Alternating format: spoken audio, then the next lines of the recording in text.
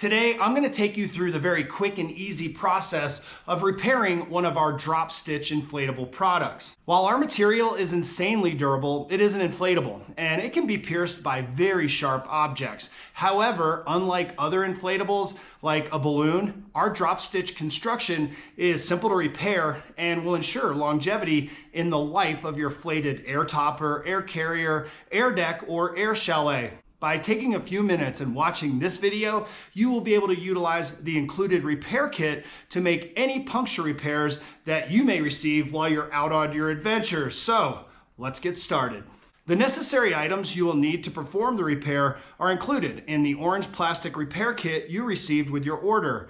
Additional items that will assist not only in the cleanliness of the repair, but also the adhesion of the glue are a marker pen or a Sharpie, a towel, rubber gloves, acetone, masking tape, a sanding block, and a heat gun, or you could use a hair dryer. That works great as well. And we also suggest using a respirator while you're using the acetone and the glue.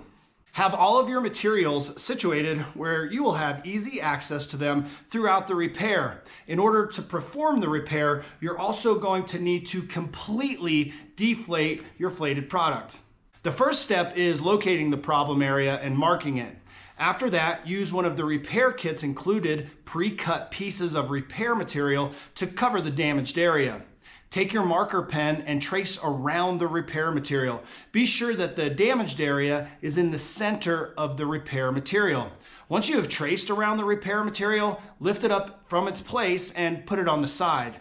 Now, take your sanding block and sand within the lines of the area that you just traced, being sure to scuff the area thoroughly all the way up to the lines, trying not to go outside the lines. You don't need to scratch the material or cut it deeply. However, the idea is to scuff it up so that the adhesive repair glue can get a better bond to the drop stitch. After that, move to your piece of repair material. You'll find it has two sides, one which is smoother than the other. Scuff the repair material on the bumpy side the same way that you just did your product, making sure to scuff the material thoroughly and all the way around the edge. Once you have scuffed up both the repair material and the product, use your towel and with gloves, wipe both areas with a little bit of acetone. This gets both surfaces clean and free of debris and helps make for a much stronger bond.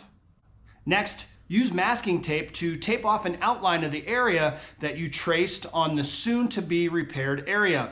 Although the tape is not totally necessary, by placing masking tape around the repair area, you are ensuring the cleanest finished product possible. Now that you have sanded, cleaned, and taped off the area, it's time to use the adhesive. We'll start by applying a layer of adhesive to the product first and allowing it to dry.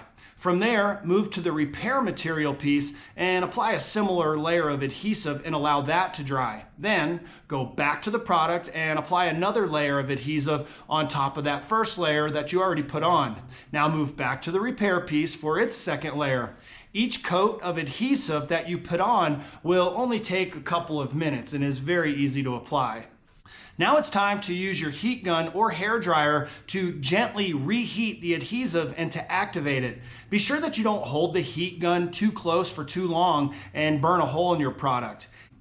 Keep the heat gun or hair dryer several inches away and keep it moving so that you heat the adhesive up evenly. This should only take a few seconds. Then, starting at one end, put a small portion of the repair material in contact with the taped off area to repair.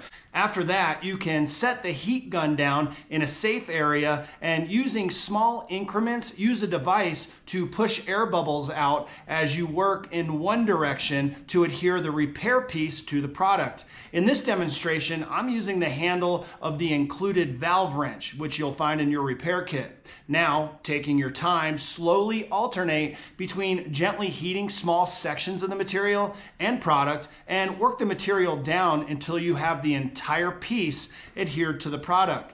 Take your time and do your best to get all of the air bubbles out from the repaired area, as this will ensure the best final outcome of your repair.